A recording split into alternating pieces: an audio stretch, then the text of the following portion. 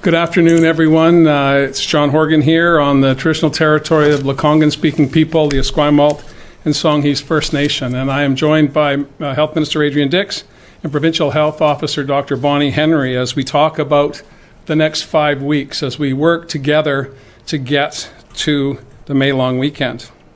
This final stretch of the pandemic will be the most challenging of all of the many, many months that we've been working together to reduce the impact on vulnerable people, to keep people alive, to keep people safe. We have to make sure we do our level best over the next number of weeks to get to the end of the pandemic. Our vaccine rollout is accelerating and going very, very well. Minister Dix will be talking a little bit about that later on. I myself received my AstraZeneca vaccine a few days ago. I'm feeling fine, and I encourage all British Columbians to take the first vaccine offered to them. Dr. Henry will talk about changes in public health orders or rules, rather, about how those vaccines will be utilized. But it's a vital tool in our toolbox to make sure that we keep people safe and we get to the end of the line. I also want to take a few moments to talk about the limits on our public health care system. Again, Minister Dix and Dr. Henry will talk about impacts on our acute care system, but I want to talk a little bit about the impacts on the people that have been keeping our acute care system going for the past 14 months. Our nurses, our care aides, our doctors, who have not paused to party on the beach, but have focused all of their energies on keeping us all safe. And I lift my hands to them in an enormous amount of gratitude on behalf of all British Columbians for the extraordinary sacrifices they continue to make, putting themselves on the line to the verge of exhaustion, keeping their fellow British Columbians well during a global pandemic. An absolutely extraordinary effort by extraordinary people, and I thank them from the bottom of my heart. So how do we get through the next couple of weeks? We're in a serious situation. Minister Dix will talk about the numbers, but we require serious measures if we're going to get to May Day, to the May long weekend, and salvage our summer. We want to have a safe and fun summer, but we will not do that if we lose sight of the objectives ahead of us. So when it comes to travel, Dr. Henry has been saying for months and months and months, stay in your territory, stay in your community. This is not the time to load up the Winnebago and travel around British Columbia. So in order to protect the loved ones that we hold so dear and to keep the strain off of our public health care system, we've been working with representatives from the tourism industry to reduce, in fact, to eliminate bookings from people outside of a particular area. If you live in the Fraser Health area, by all means, take a few days, get outside, perhaps go to a campground in your local area, but do not try and book somewhere outside of your area because the tourism operator in that community will not book you passage. This is a great step forward by the tourism industry. I want to thank them for working with government and with public health to make sure we can achieve this objective. If we can't do it without an order, we're prepared to bring an order in. But at this point, non-essential travel should be confined to local travel only. I'm confident that most British Columbians want to follow that order and will follow that order as we go forward. At the same time, we want to make sure that we are telling people that this is not just our best wishes or that you follow best efforts, but there will in fact be orders in place. So on Friday, Minister Mike Farnworth will issue orders under the Emergency Program Act to restrict people's ability to leave their health authority. This will be conducted through random audits, not unlike roadside stops for counterattack during the Christmas season. They will be susceptible to all travelers, not just a few travelers. And again, they will be random, and there will be a fine if you are traveling outside of your area without a legitimate reason.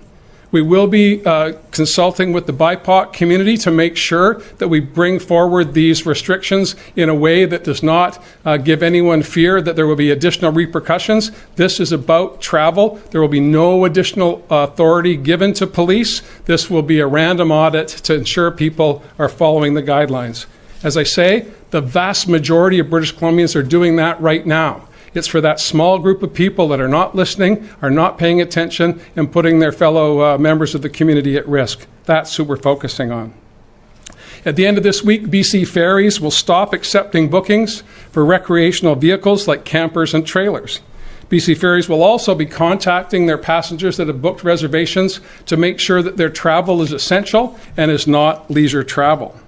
We'll also, of course, be extending this throughout into the end of the long weekend. So traditionally at this time of year, BC Ferries will be bringing on more ferries to meet the demand. They'll not be doing that this year, and I want to thank BC Ferries for stepping up to make sure that we can use this piece of transportation to restrict travel into Vancouver Island and off of Vancouver Island.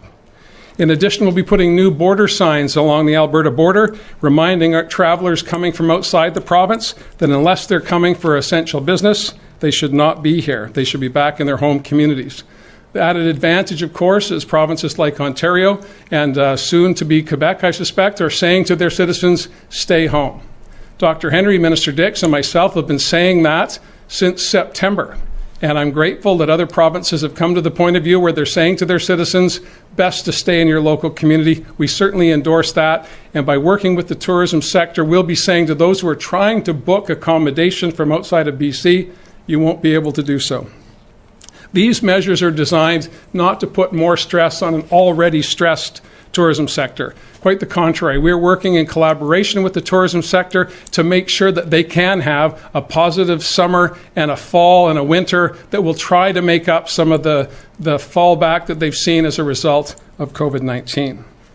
With respect to the circuit breaker restrictions that were brought in to battle the spring wave of the pandemic, this will be a surprise to no one. Those will be kept in place until after, again, the May long weekend, 5 weeks from now.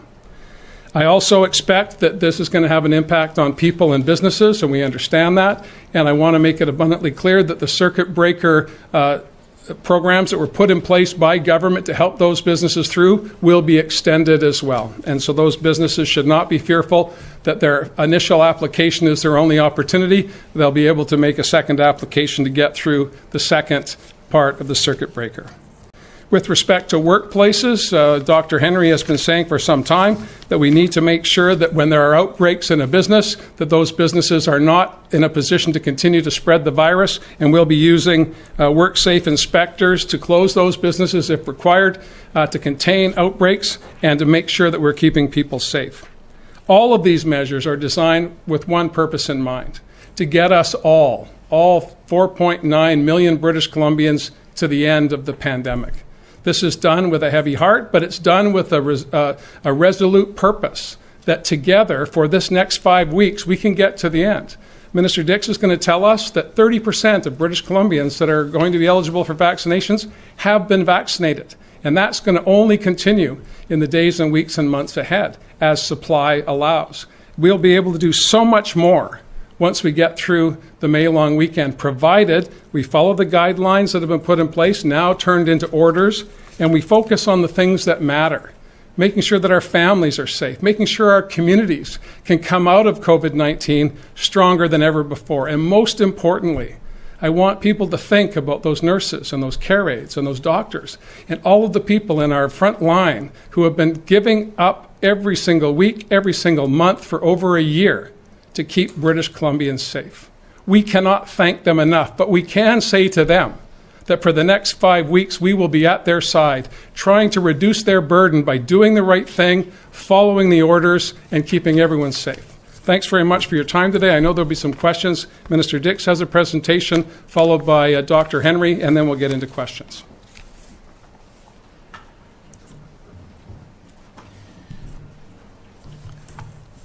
Thank you very much, Premier, and thank you for Dr. Henry for moving us along here as well. I want to start just by reminding everyone of our goals in dealing with COVID-19, goals that have been in place now for a year in British Columbia. At the core of that is what the Premier just spoke about, suppressing transmission rates in our province, in particular, to protect at-risk populations until a vaccine is provided. Secondly, and this is what my presentation will be largely about, is avoid overwhelming our healthcare system and to provide quality care to non-COVID-19 and COVID-19 patients alike. and that's balanced against the ongoing physical and mental health needs of the non-COVID-19 patients and populations. Of course, having as much normal activity and a return to work as possible, and supporting the social fabric of families and communities. I think we'll move on to the next one. So 2 areas of concern right now are the growing pressure of hospitalizations for COVID-19 patients and the potential impact of that pressure on non-COVID patient care. This is a reality we're facing right now, and a reality we can face in the coming days and weeks. In addition to that, we need to balance that against the impact of additional measures on business and employee income and the impact of restrictions on ongoing individual and family mental health and general well-being. I wanted to talk about the status of hospital capacity, which will be the course of the presentation. I think we're back one. Last fall we laid this out. Last September we presented this. We had done previously in March of 2020. And we based our expectations for the fall and then into the spring on obviously hospital occupancy in previous years, in 2019 and 2018 in particular, including the effects of a typical influenza season where there are more respiratory admissions.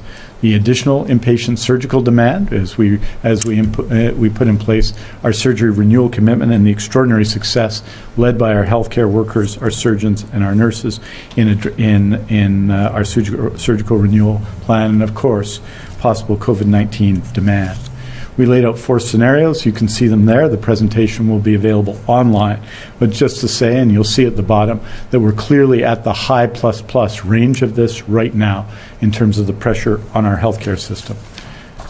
So you look here in this chart about overall hospital occupancy, and what you see is that overall provincial occupancy rates remain under but close to bed-based capacity, which is unusual compared to pre-COVID years. In fact, it's lower in general than in pre-COVID years, the capacity of our healthcare system against what we would expect beforehand.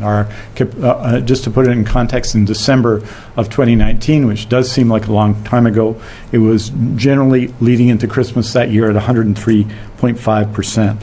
However, we have to put it in real context. There are some significant regional and site variations in terms of occupancy rates, and we're going to talk about those specifically. So while this is the pattern across BC, the pandemic is keenly felt at important acute care hospitals across the province. And secondly, what the Premier has said, which is that we're 1 year into the pandemic. This has had profound effect on our health sciences professionals, our nurses, our healthcare workers, our doctors, everyone working in acute care and in the community. And we have to take that into account as we deal with growing hospitalization for COVID-19.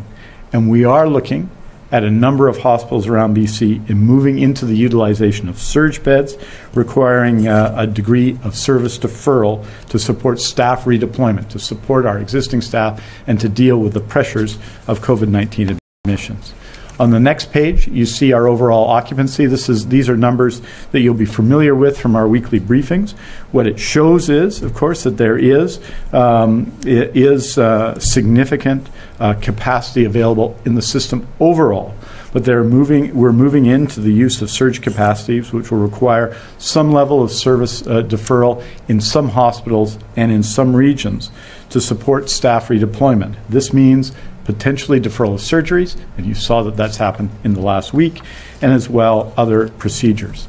This chart tells you, and this is similar to what Dr. Henry presented on Thursday, what we've seen in terms of COVID-19 hospitalizations and comparative peaks. You'll recall that at the beginning of April of 2020, we reached 149 people in hospital and 72 people in critical care. That's the first peak. We saw a significant rise to, I think at its height, around January 5th or 6th, to about 381 people in acute care hospital, and we see an even higher level of hospitalization now. These numbers are as of April the 15th. It should be said, and Dr. Henry will report on this shortly, that hospitalizations from COVID-19 have increased in the last few days. Overall hospitalization has declined, so these charts are basically tell us where we are right now. In other words, compared to January and compared to last April, the COVID-19 situation in our hospital is significantly more challenging. And so This describes it over the last month since March 17th, since St. Patrick's Day. We've seen medical bed occupancy gone from 220 to 298 patients, critical care occupancy from 83 to 127 patients. It'll be 137 today. And ventilated patients went from 37 to 65 patients. And so the capacity of our hospital, of course, and this is an important point, and the one at the bottom tells us why we've been able to sustain so well in our hospital system up to now, in part, first because of the extraordinary work and the outcomes in our hospital system and our acute care system, because of the work of our healthcare workers and our healthcare professionals, has been exceptional. Our critical care outcomes are simply the best in the world. That said, one of the reasons we're able to been able to manage demand up to now is the virtually zero level of influenza this year. In April, 20 to 23% of inpatient cases and 10 to 12% of critical care cases would ordinarily be linked to respiratory illness. And this is obviously a key factor that's allowed us to sustain up to now COVID-19 occupancy. And so we want to focus. We've gone from the system-wide view, where there's some capacity but some challenges, to a view of the pandemic. And now we want to look at the subset of 20 hospitals who, through the pandemic, where we focus the majority of COVID-19 care. Those 20 hospitals have been put in place to optimize care and to provide rapid access to critical care when it is required. And they were developed in consultation with our clinicians, and they continue to be the focus of our COVID-19 efforts in acute care. And to understand where we are in terms of hospitalization now, it's important to look at those 20 hospitals, and that's what we're going to do now. And you see in those 20 hospitals across health authorities in these charts that the occupancy rate in our COVID-19 hospitals is higher than the provincial average, 94.9% of base beds. And further, that there is some utilization now of our surge occupancy, our surge beds that we put in place in the pandemic that are available for use in our system. So our surge occupancy rate is 6.1%, and that is largely focused at a few hospitals. If you look at it in critical care, you'll see that again, our current occupancy capacity in critical care is 80.9%. Across the system, meaning that there are 84 vacant critical care beds. This was as of April the 16th. And that our so this is within our base bed occupancy. What you can see is we've used, in this case, some surge beds already, and those surge beds have principally right now in Vancouver Coastal Health. We've had significant pressures, as people will know, on Lionsgate Hospital for some time, but we've seen them as well at Vancouver General Hospital. So in both of those cases, we are seeing the effects of pressures, and you can see across these 20 hospital sites a higher level of occupancy than in the system as a whole. The next slide deals with ventilator utilization, just to say that we have significant ventilator capacity, and we added to that significantly last year. So our utilization is at 29%, so we have a lot of capacity, but, and this is important to note, again, there's significant pressures in two ways. One, on staff. You have to have the staff to operate and have in place, and sometimes that will require reassignment. And some patients need different care than other patients. So even though we are only at 29% ventilator capacity, we have to carefully manage our systems of supports both for our staff and for patients in critical care. The next page talks about sub-regionally where we're operating right now at 95% plus bed capacity.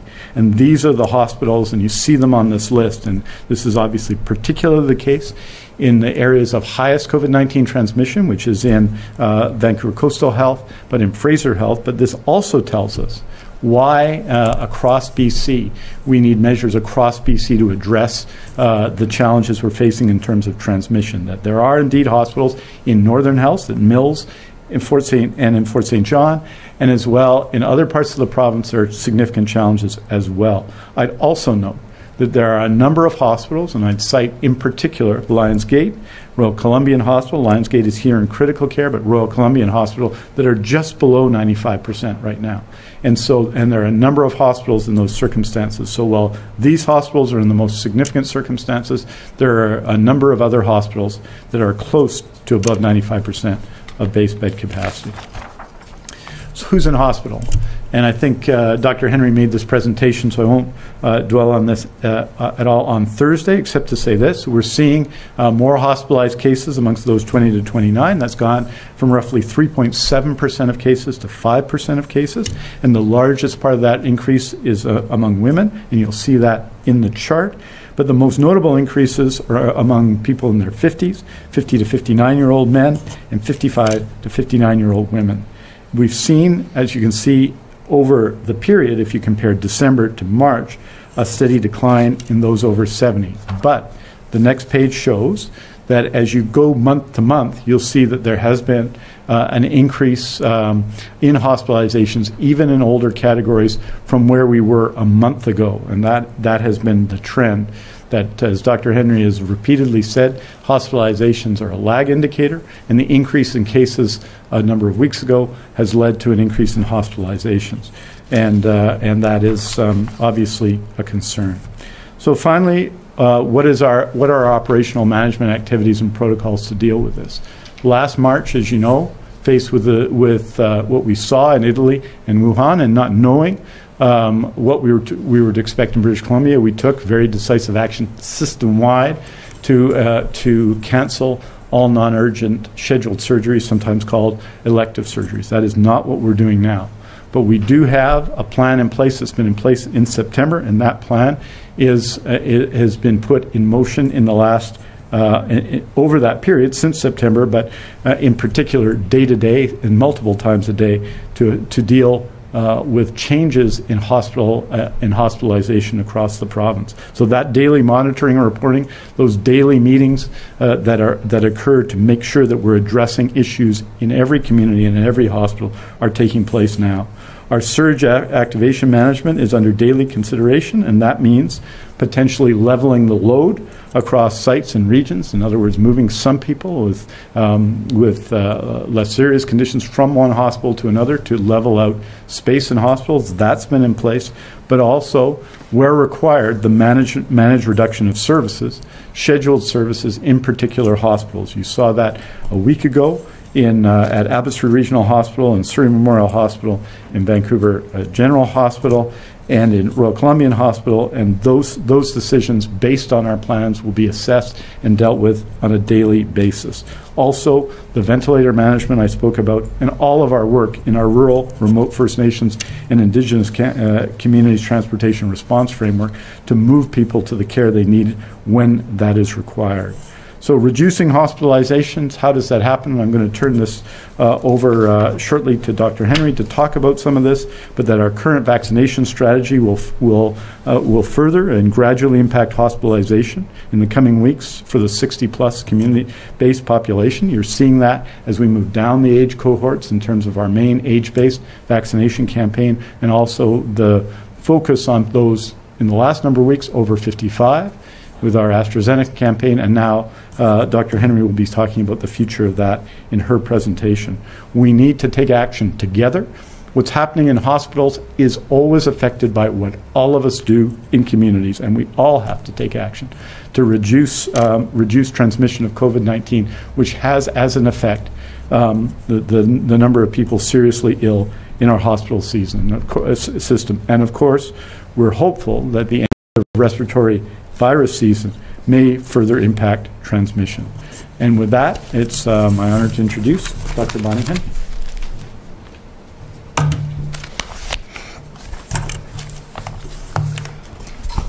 Thank you very much. I'm going to start by quickly running through the statistics from our weekend. From Friday to Saturday, we had 1,027 new cases diagnosed in British Columbia. Saturday to Sunday, an additional 933 cases, and in the last 24 hours, 1,000 new people diagnosed with COVID-19 in British Columbia, bringing our total for the weekend to 2,960 new cases, and our overall total to 120,040 people in British Columbia with COVID-19.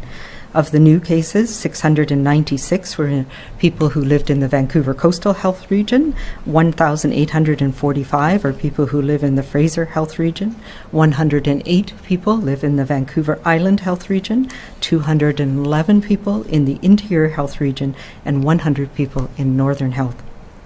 Currently, we have 9,353 active cases across the province, of whom 441 are currently in hospital, 138 people in critical care or ICU. We now have 14,711 people under active public health monitoring and 108,919 who have recovered from COVID-19. We have no new outbreaks to report over the weekend, and the outbreaks at the Vernon Jubilee Hospital and the Seagull Family Health Centre in Vancouver have now been declared over. So that leaves us with 5 active outbreaks in long-term care and assisted living and 5 in acute care units. Sadly, this weekend, we've had 8 additional deaths reported across the province, bringing the total number of people who've died from COVID-19 to 1,538. I'm also very saddened to report that in recent days, we had a child with COVID who was under the age of 2, who has died as a result of complications from COVID-19. Although this child had pre-existing health conditions that complicated their illness, it was the virus that caused their death. This young child resided in the Fraser Health Region, but were getting specialized care at the BC Children's Hospital. And although many are probably aware, this tragically is the youngest person in our province who has died from COVID-19. And it reminds us of the vicious nature of this virus. And our thoughts and prayers and condolences go to the family of this child and to all of the families and care providers who I know have been so affected by caring for people and who have lost loved ones in this pandemic. I'm going to turn now to finishing off the information that we're being provided on what is happening with our context right now. I will say, to start with, to date, we've given 1,380,160 doses of all 3 COVID-19 vaccines in British Columbia, and that remains an important part of our strategy to get us through for the next few months. Vaccination has proven to be one of the most powerful tools that we have, and we've seen around the world and in BC how immunization can get case rates to our post-pandemic levels, and this is what we need to focus on over the next 5 weeks. We are on track for dose 1 being available to all residents in British Columbia by the end of June, by July 1st. As of April 14th, we had about 27% of our adult population that has received at least 1 dose, and by today, that's up to 30%. So we are on our way, but we are not there yet. The balance of a little over 3 million people who are eligible to be vaccinated. We expect our supply of doses to the end of May, about almost 1.5 million doses. And these are the ones that we have been guaranteed so far, will mean that about 60% of our adult population will have access to dose 1 by the end of May. We know that there can be challenges with arrival of some of the vaccines, particularly the Moderna vaccine, and that has been one of the things we've had to deal with, particularly in the next 2 weeks. We have assurances, though, that from our federal government, who is working hard to make up these shortfalls, that we'll have additional Pfizer vaccine coming online in the first week of May. The next 2 weeks is going to be important for all of us to get through this. We also have commitment, and we are confident that we will have the ability to get everybody their second dose by September of this year. So based on the effectiveness that we have seen here in BC, but also around the world. And if we think about the countries that have been ahead of us in this vaccine journey, we have been monitoring and working very closely with counterparts from the UK. I had another opportunity to meet with them this weekend, and from Israel. And what we have seen is that within 14 to 21 days, so 2 to 3 weeks after we reach a level of community immunization, we can expect an incremental impact, not only on transmission in our communities, but on hospitalization. So what we expect to see is that by the end of April, we are going to start seeing more of a decrease in transmission and hospitalization for those most at risk, people over age 65. And we have seen that as well with some of the data I've presented from here in British Columbia, looking at our long-term care homes, our healthcare workers, and following cases over time. We've seen a dramatic drop-off after about 3 weeks that remains sustained and low. And we've also seen it in some of the communities where we've done community immunization, and particularly in Prince Rupert, where we've seen cases drop off dramatically in the 2 to 3 week range.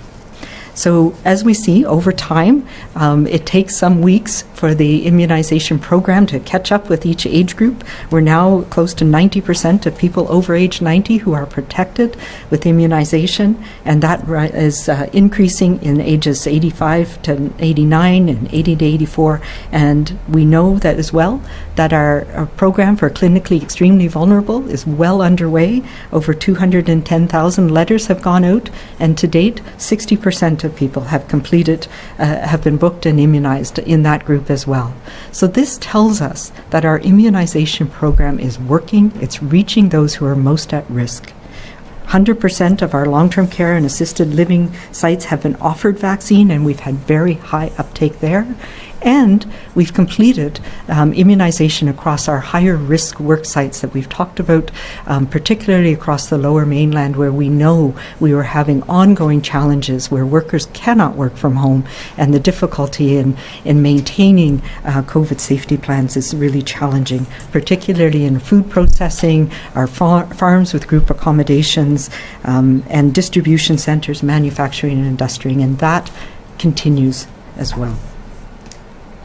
The Pfizer, BioNTech, and Moderna vaccines are the bases that we use in our age-based programs and those age-based clinics. Those are the vaccines that are available, and it has been, it continues, and we're ahead of schedule. Generally, right now, we're booking appointments for people aged 63 and above across the province, and the next 2 to 3 weeks we'll be focusing on vaccinating everybody in the over age 65 age group. As well, we've had over 1 million people have registered in our system, and registering is the easiest and simplest and most efficient way to be notified as soon as your age category comes up. And we have been immunizing 240 to 260,000 people per week across this province, using up all the vaccine that we have as it arrives. And that will continue. And that's the main focus of our program as we get through this next few months. The other vaccines that we've had here in British Columbia, we've had some challenges. As you know, we paused the use of the AstraZeneca vaccine that we have in certain age groups until we had a better understanding of what was going on with the safety signal that we detected from Europe. And as of April 14th, over 114,000 doses were administered across British Columbia to people primarily over the age of 55, although we initially had a good start with some of our worker program. And we have about 88,000 doses of this vaccine in 600 pharmacies across British Columbia, and they will continue to provide it. In addition, we have now access to an additional 75,000 doses of AstraZeneca from the United States. That's providing us with another opportunity to advance our vaccination schedule.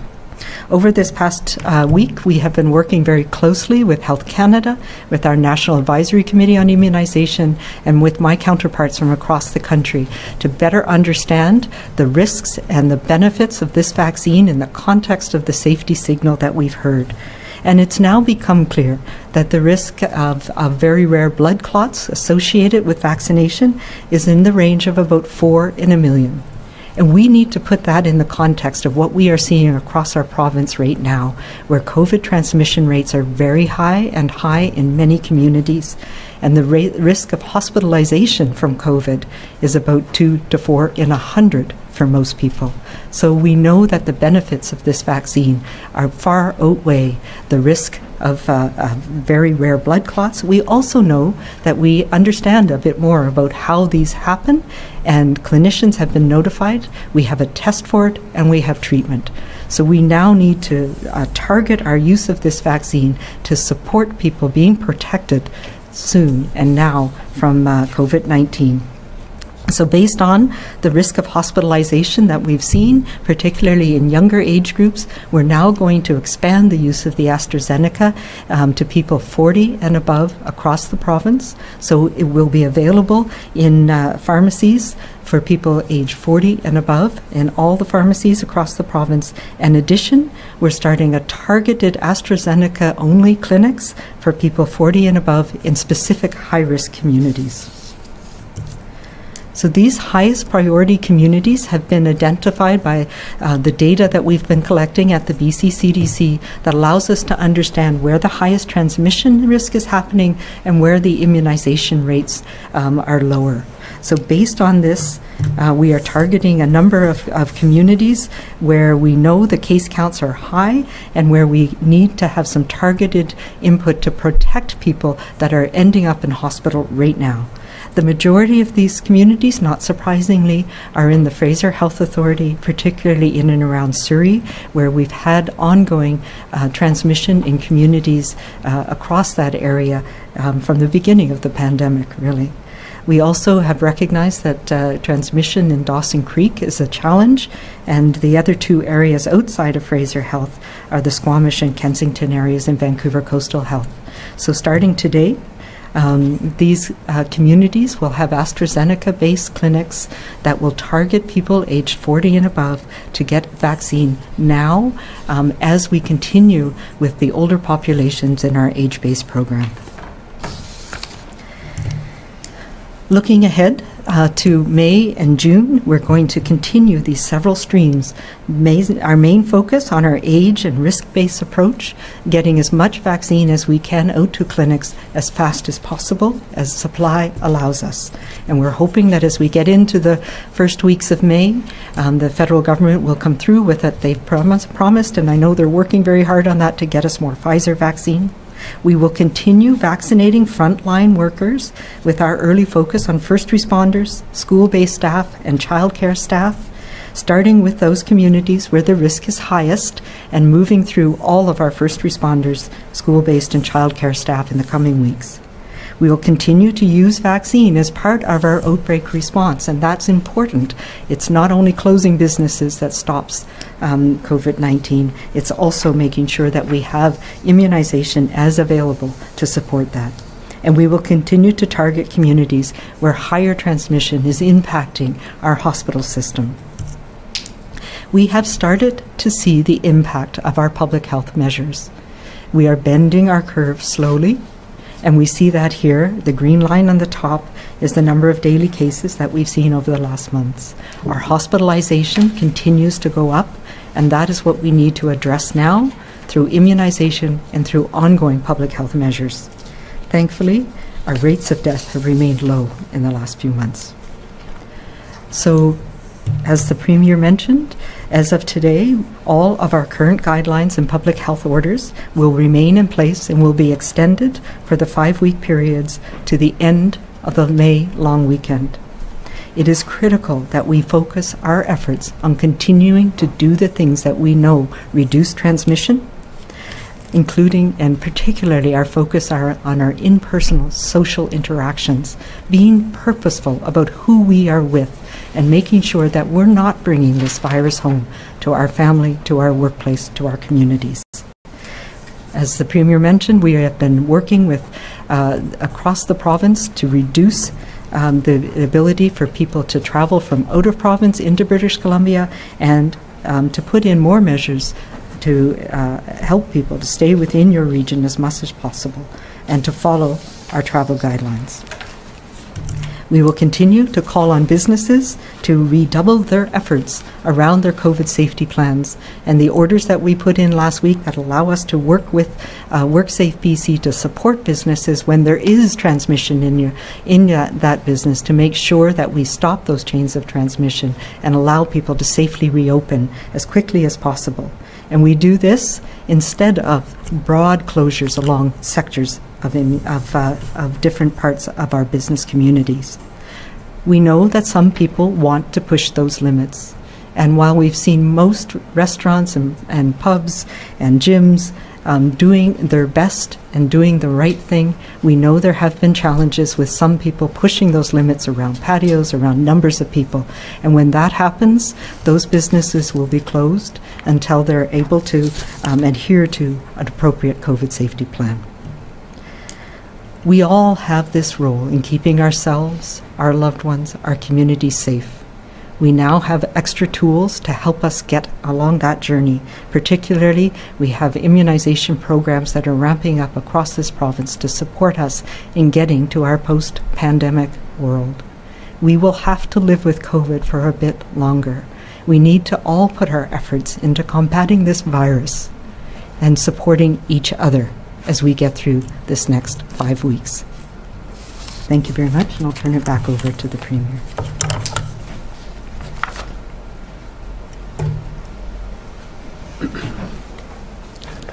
Thank you, Dr. Henry and Minister Dix, for those presentations. And I think it's abundantly clear to British Columbians that we are at the end of what has been the most extraordinary of years, but we are not through it yet. The orders announced today that will be taking effect throughout the week, and our commitment to each other is what's really important here. We all have to recognize we have a role to play. We are so grateful for our frontline workers, wherever they may be, in acute care, in the community, in our own neighborhoods, but we need to support those people by doing our part, by keeping distance from people that we don't know, by reducing our travel to only essential travel, and by focusing on the next 5 weeks so that we can save a summer that we all desperately need. The weather has been spectacular. I understand that's an incentive to get outside, and Dr. Henry would be the first to say, by all means, go outside. But do not go too far from your own backyard. Stay in your community, stay in your neighborhood, and think about all of those people who have been making extraordinary sacrifices, just like you, so that we can all come out of this better than ever before. And with that, we're certainly prepared to take some questions from the media. As a reminder to reporters on the phone line, please press *1 to enter the queue. You're limited to one question and one follow-up. First question today is from Richard Zussman, Global News. Premier, clearly there are a lot of questions about the logistics of exactly how this is going to work in terms of the travel restrictions. First off, people have been calling for this for a while. You said you were told you couldn't do this, and now you're doing this. How did that happen?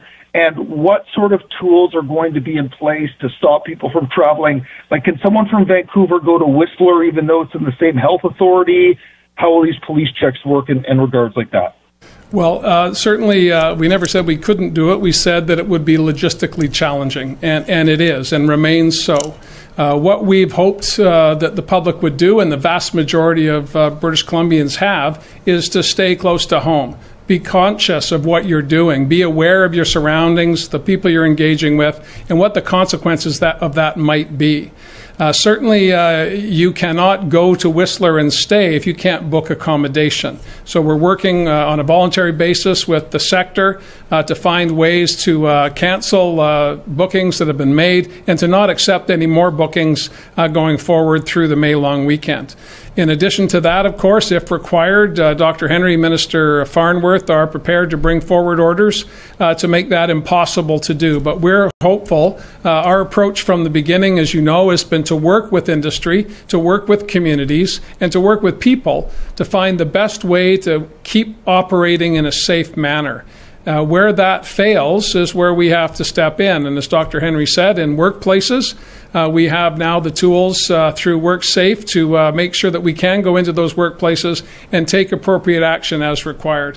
When it comes to travel outside of your health authority, we'll be using some hybrid on the counterattack programs that people will be very familiar with during the Christmas season to try and reduce those who would drink and drive. It's not unlike that today to have random audits, again, not providing any additional authority to law enforcement, but to work with law enforcement, and Minister Farnworth will have more to say on this later in the week, on how it is that we would manage that going forward. Our appeal to people is to do the right thing and to stay home. Do not plan a holiday until after the May long weekend. And that's the best way for us to go forward, is with voluntary actions by conscientious British Columbians who are focused on the well-being of their family, their community, and their province. Richard, do you have a follow-up? Dr. Henry, is there heightened concern around outdoor spread of the virus. Is that why we're seeing such a stark increase in restrictions now being put in place? You know, we've been monitoring, of course, the spread of this virus. We know that some of the new variants are more transmissible, and we're seeing more of those, particularly in the lower mainland. So part of our whole attempts now to focus more on preventing people from moving about is because we've seen that it is the travel between regions that can spread this. And yes, we are concerned that even outside you can spread COVID-19, particularly the B117. We've seen that in some areas. But overall, outside is still far lower risk than inside. So if you're outside, keeping your distance is important. We know from everything we've learned in the last year that walking by somebody or running by somebody is not going to transmit this virus. But yes, if you're sitting and dancing and singing in a group with people, we have seen transmission in those settings before, and we will see them again. So those things are pushing it too far. Keep in small groups, keep your distance, be outside, go outside with the small group of local kids, play frisbee, play soccer with your small group of friends outside. I've seen lots of people doing that in the right way this past weekend, having picnics outside, going for walks, going for runs, exercising, and just enjoying what we have outside. It is far, far safer than inside, but it's not 100%. And so be aware that even outside you need to be careful. Next question is from Justine Hunter, Globe and Mail. Hi, thank you. I'm wondering I know you said there'll be more detail later this week, but I'm trying to understand what authority police will be doing these audits, as you call them. You've seen the pushback in Ontario around the measures that they've imposed there, and the police are saying a lot of this is unenforceable. So how do you envision this is going to work? Well, we are looking at other jurisdictions and how they've approached this, and we're trying, as we have been from the beginning, to chart our own course. Minister Farnworth will be using the Emergency Program Act to restrict people's ability to move from one health authority to another. Those orders will be finalized. They've been appealed by Dr. Henry, myself, and Minister Dix for months and months for people to follow that course of action, and now we're putting that into an order under the Emergency Program Act. But we have, Justine, you're quite right. We've looked at other jurisdictions, and we've taken guidance from those areas, and we do not want to lunge into these issues. We do it advisedly, and we do it in consultation with the tourism sector, for example, when it comes to bookings. We do that with BC Ferries when it comes to travel to Vancouver Island, off Vancouver Island, and to other coastal communities that are ferry dependent. We need to keep the ferries moving. We need to keep our roads going. We need essential services to continue, and it is not our objective to go into some sort of a state where we're watching and monitoring everybody's activity. We have done pretty well over the past year, but we have not done enough in the variant world that we now live in, with such a little distance between a place where we can get to 50 or 60% of our population vaccinated. We're so close, we can taste it. We need people to follow these rules to the end. The vast majority already are. I use the counterattack as an example. It is everyone who drives by. It's not what your license plate says. Everybody who goes by will be asked where they're going, where they came from. And I know at Christmas time when that happens, the vast majority of travelers are quite happy to pause and say, no, I didn't have a drink, and yes, I'm going home. This is the type of situation we're in. This is not heavy-handed in my mind. It's random, and it will be done in a way that includes everyone at a particular place at a particular time, and there will be consequences if you are outside of your area on non-essential business. Justine, do you have a follow-up? Yeah, can you elaborate on what the consequences would be? Can you give us any idea? And also, there's just a significant amount of travel back and forth between, for example, Surrey and Vancouver every day. Those are two separate health authorities. Again, Dr. Henry will be working with public safety to make sure that this is not overly complicated. Again, the Lower Mainland in most people's life is the Lower Mainland. Interior Health and Northern Health come together at Quesnel, but most people wouldn't know that if you drive 5 minutes south of Quesnel, you're in Interior Health, and you're 5 minutes north of Quesnel, you're in Northern Health. So we get that. We want to make sure that public safety representatives are not going to be heavy-handed with this. They have no intention. They don't want to do this. This is for those that are recklessly flaunting the rules. It's not for regular folks who are going about their business. Next question is from Rob Shaw, Check News.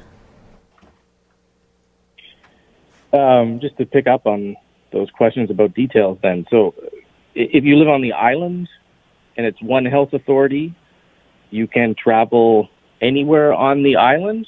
Or is that not what we're talking about here? Will there be checkpoints on near Tofino or audits or whatever we're calling these? Or is that one health authority and you can travel within it without fines? No, we're not putting up checkpoints. We're putting signage at the borders, reminding travelers from away that they should not be here. On the Island Health Authority, for example, again, we're asking people to use their common sense. We're asking them, and the vast majority, Rob, as you know, are doing just that. They're staying close to home. It's for those who are flaunting the rules, those who are deciding to get a holiday outside of their local area, that we're trying to discourage from doing that for the next 5 weeks. Minister Farnworth will be laying out the details as the orders come into effect at the end of the week. We wanted to have this discussion today so that people understood that we're not going to follow other provincial leads and bring forward proposals that can't be enforced, or quite frankly that reduce confidence in our objective here, which is to collectively say let's redouble our efforts, let's bear down for the next 5 weeks so that we can have the summer that all of us desperately want. Rob, do you have a follow-up? Sure. Can I just switch to AstraZeneca? So the National Advisory Committee hasn't, and Dr. Henry, correct me if I'm wrong here, hasn't recommended the age as 40 and up, but the federal government and Health Canada did that on the weekend. And so we're not waiting for the National Advisory Committee. We're satisfied with Health Canada saying that, or maybe you could just sort of clarify what has changed that would allow us to go to the age of 40 and up. So it's not even a cutoff at age 40, so let's be clear about that.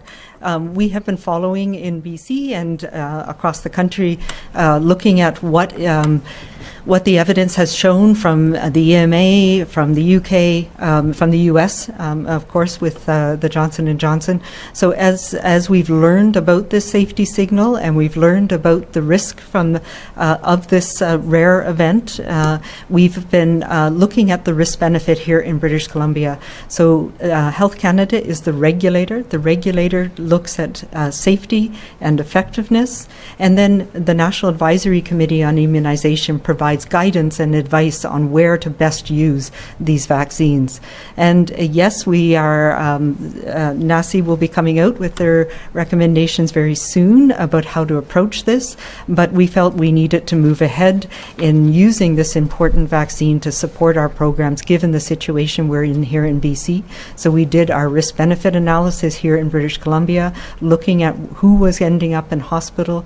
A couple of things that were really important that we've worked with Health Canada and with our colleagues across the country, and why we've come up with very similar recommendations for use in Alberta and across the prairies and Ontario, and I know Quebec. We've all been talking together about how to do this in a way that is coordinated and recognizes our different epidemiologic situations as well. So some of the things that we've learned over the last little while are that we learned from the UK that single dose vaccine effectiveness at preventing both transmission, but more importantly, hospitalizations and severe illness is as good with AstraZeneca as it is with a single dose of Pfizer, and that's in the high 80s. That's real-world experience that's come out of some of the the evaluations they've done in the UK. So that's important. That tells us that a single dose of AstraZeneca is going to keep people out of hospital. So for us in British Columbia, recognizing, as I presented last week, the increase that we're seeing in hospitalization is people from 40 to 59 and 69. So we want to be able to target specifically the AstraZeneca that we have on people 40 and above right now to try and address that hospitalization risk. And right now, we also need people to think about the risk benefits of this vaccine, given the case rates that we're seeing and the impact on hospitalizations and on severe illness and things like the long COVID that some people are experiencing, even with milder illness. So I'm confident that the benefits of this vaccine far outweigh the very rare risk of these blood clots. And we're going to be targeting our program in BC to people age 40 right now to try and prevent hospitalizations in the next few weeks. Marcella Bernardo, News 1130. Hi, I'm not sure who wants to answer this, but the elephant in the room today for me was that a child under the age of 2 has died now from COVID-19. And we did not have that transparently given to us right away today. We had to wait till halfway through this news conference to be told that a child has died for the first time from this disease in British Columbia. Can somebody please expand on what are the ages of the other 7 people that died, or what information can you give us about this particular child that has died from COVID-19, and it's the first person in that age group to die? Yeah, as you know, Marcella, we talk about the deaths every day. We report them in the weekly surveillance summaries. And yes, we understood, we were provided with the information that one of the deaths that was reported today is in a child. And it is a tragedy, absolutely. And it's one of those things that we were hoping we would be able to avoid. We've given the ages of people who have died. I don't have all the rest of them today, but most of the other people who died this weekend are people in their 60s and above. So it is an unusual event. It is a true tragedy, and it's a reflection of the impact that this virus is having across our communities. This was unfortunately a child who was not in care. They had a number of health issues. They received the best possible care they could at Children's Hospital, and unfortunately COVID took their lives. Follow-up, Marcella? If Premier Horgan could answer this, you have talked extensively about what people should do and what people should be doing, and it's very frustrating for many of us to watch when people are violating these orders and restrictions and they're not being punished for it. Not a single ticket was handed out to anyone on the beach in Vancouver over the weekend when it was clear that these people were violating orders. So how does that, travel restrictions, how is that going to keep people from breaking the rules on beaches when it's evident that police are taking a hands-off approach and others who are responsible for enforcing these rules are doing nothing?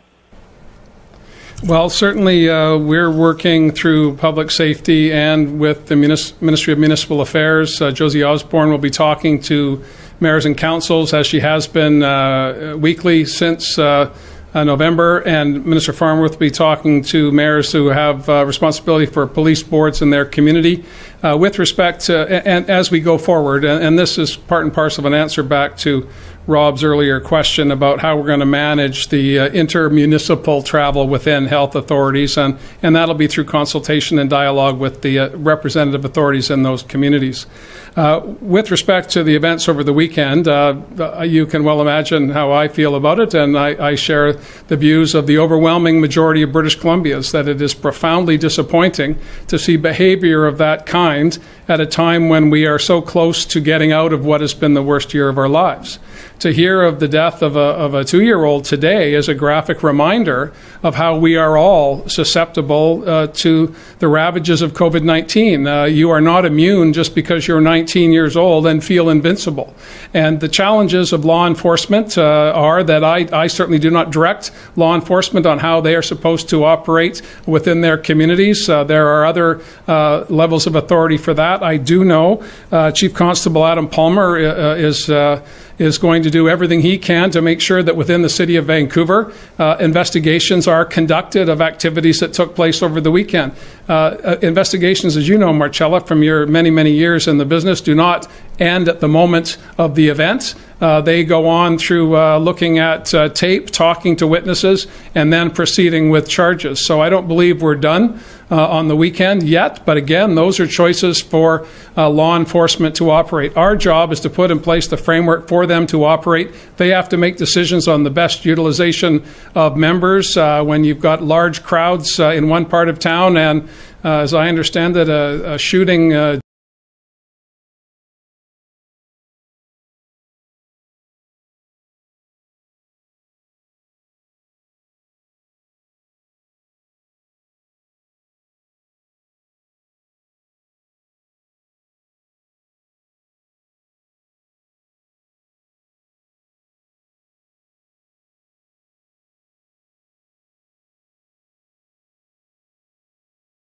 over the age of 40, and these 75,000 doses that are separately going to be put into clinics? And what happens to future AstraZeneca doses?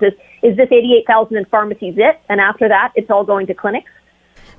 So the answer to the first question is yes. So we have about 88,000 doses that are still out in pharmacies, and yes, it will now be available to anybody from those pharmacies age 40 and above. And we are doing targeted AstraZeneca clinics in those high-risk communities that I mentioned. So those will be health authority-run clinics in those communities. We don't yet have line of sight on additional doses of AstraZeneca. So as the program evolves over the next couple of weeks, as we get more doses in, hopefully, right now we don't have any. We don't know yet whether they will be coming and when. So that will be targeted to both the pharmacy programs, and depending on how the clinics are going and which communities we need to target next. Do you have a follow-up, Shannon? Yeah, I have a question from a colleague of mine. During the technical briefing, you talked a little bit about the stress and the exhaustion on frontline COVID wards. Can you talk a little bit about that and how that impacts the ability to deal with this increase in hospitalizations? Yeah, and I had the privilege of meeting with some of my colleagues and friends, and I talked to a lot of people who are working in our frontline hospitals around the province, as well as in public health around the province. And, contact tracing is exhausting, but it's the people who are working on the front lines in the hospital, who are seeing people come into the emergency department, families come into the emergency department, being admitted to the ward, being admitted to ICU, and then hearing things that are happening out there in the community about people not paying attention to this, not taking it seriously. And they get very discouraged. When you've been doing this day in and day out for a year and a half, it wears people down. And people are, we've got a really great team. Our critical care teams across the province are working together in a way that is supportive and amazing, but they're tired. They're tired of seeing young people coming in, and there's been a narrative out there in the last few weeks of that we're overreacting, that nobody's paying attention to this, and that is hard for people who are going to work every single day and are looking after their families, who are doing those overtime shifts and getting more and more concerned that there are people coming in and they won't be able to care for them appropriately. So it is a wake-up call to all of us that we need to do our bit as well. And that means staying home. It means making those sacrifices, small and big, every day for the next little while as we're protecting more and more people with immunization.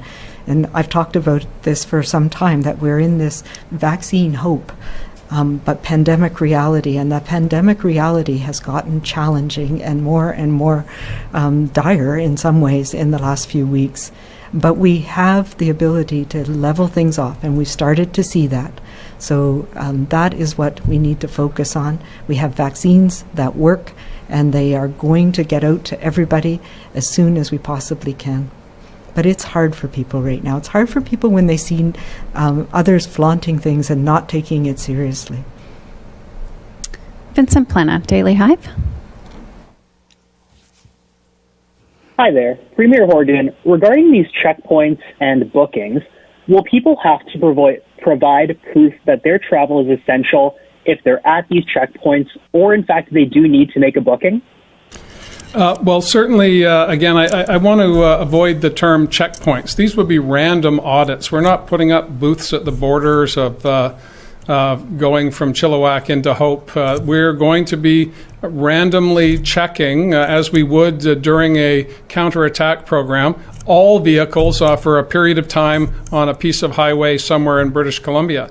Again, the details of that will be worked out by public safety, and the requirements to demonstrate you're going in the right direction at the right time will be made clear when Minister Farnworth brings forward the order. In terms of the bookings, I want to just lift my hands with gratitude to the tourism sector, which has been just decimated. Without any question, the most hard-hit sector in British Columbia as a result of COVID. And despite that, at this late date for them, as they were hoping for bookings in the summer and then a strong fall and winter, to have us sit down with them and say, how can we try to prevent the number of people coming from outside of a community into a community? And they said, well, we can work on that. Let's do it together. If they need the order, then we're more than prepared to do that. They believe they can manage this on a voluntary basis to start, and then we'll see where we go from there. But this is, I think, a classic example of us asking questions of communities and of stakeholders of how they want to proceed. And as Dr. Henry says, the overwhelming majority of British Columbians get this. They get that we all have a part to play. We have some who are giving greater sacrifices than others, without any question. The saying that's now become commonplace, that we're all in the same pandemic, but we're in different boats, could not be clearer than right now. Frontline workers are struggling way more and sacrificing way more than the rest of us. Some businesses who have been able to continue to operate throughout the pandemic are doing quite well. Others that have been curtailed because of the type of work they do or the service that they provide are struggling and looking for hope going forward. And I want to reinforce that the programs that we put in place to address the circuit breaker that Dr. Henry brought forward 3 weeks ago will remain and will be extended through this next period as we get to the May long weekend.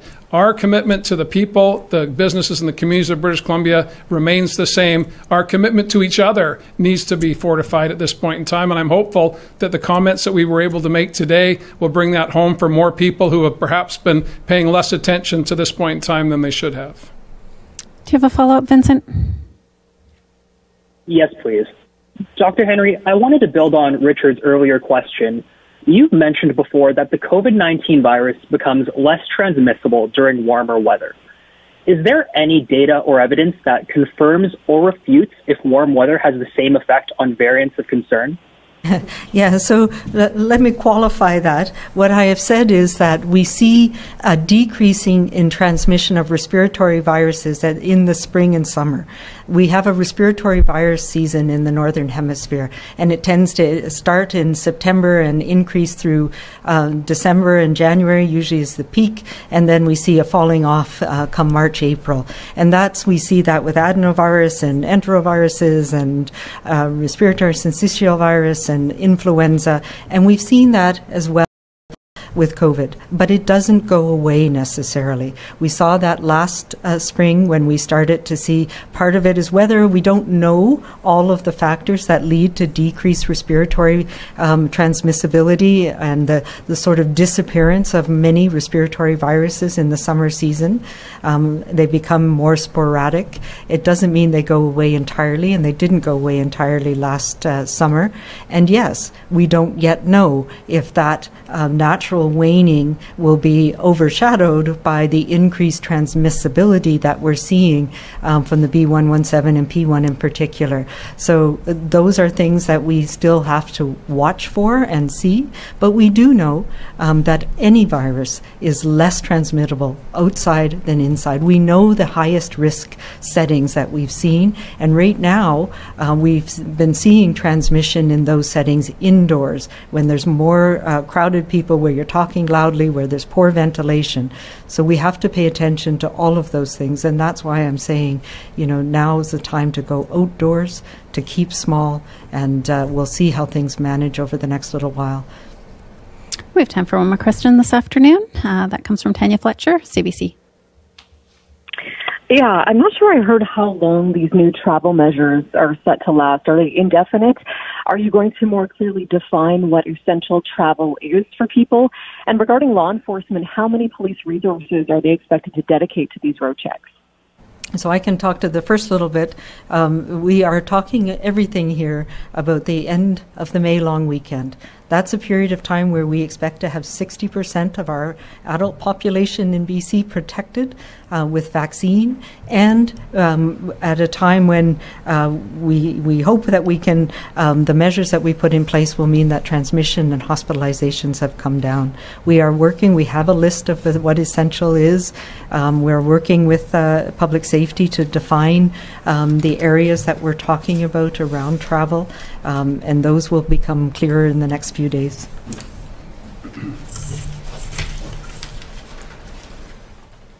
Yeah, Tanya, I don't have much more to offer than what Dr. Henry just said there. But again, what I think we want people to take away from today's presentation is that there is hope in the vaccination program, and there is also concern in the hospitalization utilization. So we need to have the public understand that we need to make a few more sacrifices by reducing our travel, reducing the number of people that we engage with, and getting the first available vaccine when you're called upon to have that opportunity. Those 2 points today are what we wanted to leave people with. We have another 5 weeks to go to realize a 60% vaccination rate, and also to drive down hospitalization by making sure that we each do what we can to protect each other.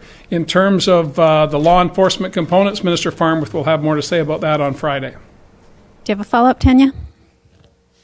Please, and if we could get an answer in French from Minister Dix as well. I know you've been resistant to talk details today, but these are the questions we're getting flooded with. So if private tourism operators are no longer taking and or canceling bookings from outside their health authority, will provincial parks also cancel bookings for camping from people outside the local health authority? And for those who paid a reservation fee before this restriction came into effect, will that reservation fee be refunded?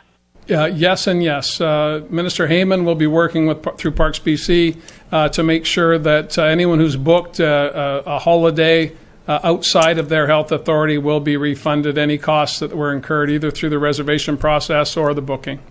And I'll let Adrian wrap it up.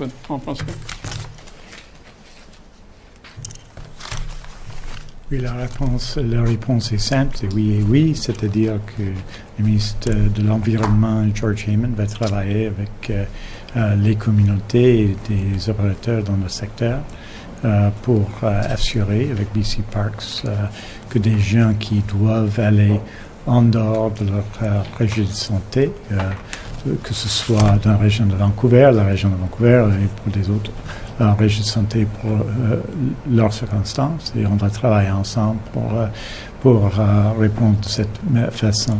En général, je pense que le message est clair pour tout le monde, que cette période jusqu'aux vacances du mois de mai, du long week-end du mois de mai, il faut que tout le monde s'efforce à limiter leur mouvement dans la communauté, c'est-à-dire de rester près de chez eux, de travailler bien entendu, mais de rester près de chez eux pendant cette période.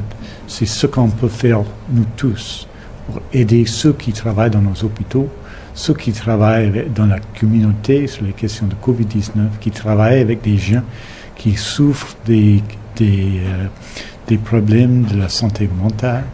Il faut que tout le monde fasse ce travail maintenant à fond. Et donc, il faut que nous tous, qui nous travaillons dans ces domaines, leur aident en réduisant nos mouvements et nos transmissions de COVID-19. Merci beaucoup. Thank you very much.